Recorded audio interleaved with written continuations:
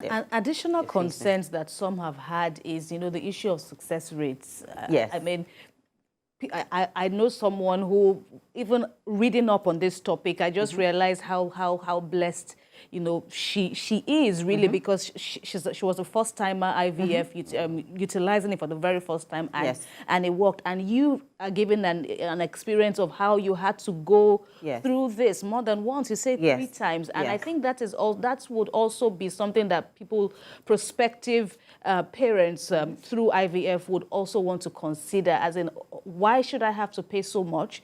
And at the end of the day, after all, we are not God. It's a 50-50 chance. And then the issue of the concerns about unused eggs, because my limited understanding says that, okay, there would be eggs that embryo that are unused. Is it the same as abortion for people who have concerns about that issue? Okay, so let's look at your first question.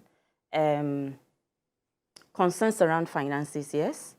That was your first question. Right. And the success rate. Now, the thing is, when we recap to what I said earlier, if you get help early enough, chances are you will succeed early enough. Now, the girl child was born with all her eggs complete.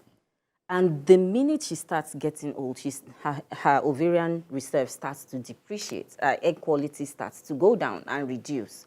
So a 35-year-old woman sitting in front of the doctor and a 45-year-old woman sitting in front of the same doctor will not achieve success at the same time. We need to understand that. So your success in IVF depends on the maternal age, most of the time. And then the quality of the sperm backing her up. So we like to say we are a sum total, not just the man or the woman. We are a sum total. So if the woman is suboptimal and the man is peak, he can pull her up a bit. I don't want to complicate it. But the simple truth is, the younger you are as a woman, and if you know you're going for IVF, the younger you are as a woman, the chances of success are high. So, for instance, I didn't start IVF until I was 37. I was already at my peak and I was falling. So imagine me at 37 and a woman at 25 or 26 running through IVF. She will most likely get pregnant before me. Yeah. So the thing is, start early and then improve your chances. So the doctor will tell you, adjust your diet, adjust your lifestyle, and do this, do that, so that we can achieve optimum. So the thing is, I like to look at success this way. You are starting with a 0. You've tried on your own for years and you're not able to have a child. IVF brings you to that table where you are like 50%. So I'll rather embrace that 50% than keep flogging that 0 that is not working. So when you're dealing with someone, you'll say, what is your advantage? What can you tweak around to make sure that you have like an 80% success first time? So you're looking at advantage-based treatment. If a person needs donor eggs, then recommend donor eggs. If a person needs donor sperm, then do that. If it's surrogacy, then do that.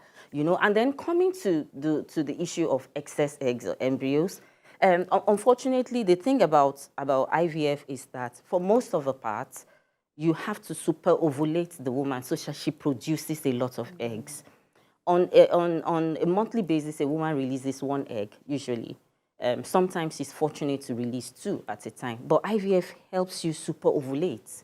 You have plenty eggs. And then the hospital can sieve through and say, which one looks nice, which one is bad, which one does not look good, and then narrow it down. Microscopically. Yes, because you can't even see this thing with your human eye.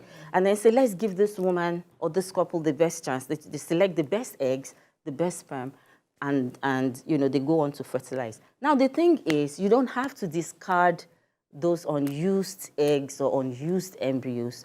You can donate and give them out with your consent for other people to use. But as technology improves, IVF is improving in such a way that you don't need to super ovulate people anymore. You can use like a natural cycle IVF and develop a fewer quantity eggs, and then take the man's sperm and go through a cycle. But then it means that if that cycle does not work, you might have to repeat it again. So you have to weigh the options. And all right, before we go, because I'm looking at the time, talk to us about surrogacy that you mentioned earlier on, because that's another option. Yes. That's another alternative that Yes. people can also use to talk to us about that. Okay, surrogacy is basically for a woman who is not able to carry a pregnancy herself, either because she has medical health issues that would put her at risk, or maybe because her uterus is compromised in one way or the other, i.e. through repeated fibroid surgeries or endometriosis and things like that. And it involves bringing a woman who is a third party, who is not in your marriage arrangement, who you are contractually bound to carry your embryo. So she goes through IVF treatment. Okay. She's not, the hospital will knock her down, so she's not able to produce her own eggs. And then you donate your eggs, your husband or your partner donates his sperm, form an embryo or a lot more embryos, and then you transfer into another woman who is a third party. And if she gets pregnant, she carries that baby to term. The baby does not have any genetic DNA connection with her.